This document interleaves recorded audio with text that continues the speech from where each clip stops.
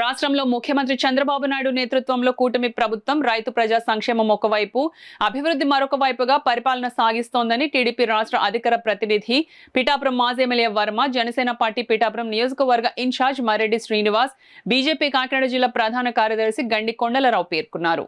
రైతులకు వ్యవసాయ పెట్టుబడి కోసం కేంద్ర రాష్ట్ర ప్రభుత్వాలు సంయుక్తంగా పీఎం కిసాన్ అన్నదాత సుఖీభవ పథకం కింద రైతుల ఖాతాల్లోకి తొలి విడత నిధులు విడుదల కార్యక్రమం పిఠాపురం ఎంపీడీఓ కార్యాలయంలో జరిగింది.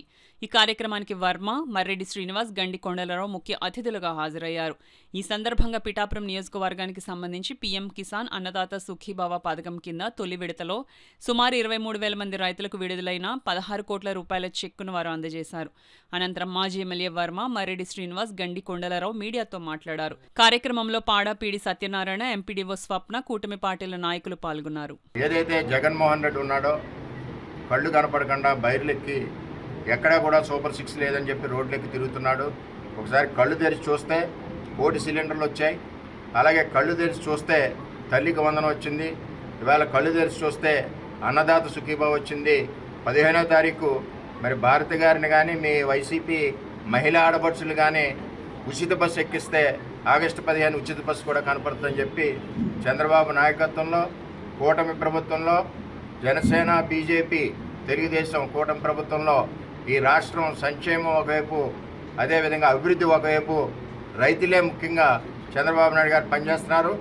14-19లో ఈ పిఠాపురం నియోజకవర్గం గురించి 1800 కోట్ల రూపాయలతో పురుషోత్తపట్నం ఎత్తిపోతలు ఇచ్చి ఈ టైలాండ్ పిఠాపురం రైతాంగం ఈరోజు 2 పంటలు పండించుకుంటున్నారంటే ఆ రోజు తెలుగుదేశం ప్రభుత్వం చంద్రబాబు నాయుడు గారు పాదయాత్రలో ఇచ్చిన హామీ ప్రకారం పిఠాపురం రైతాంగానికి సహకారం అందించారు.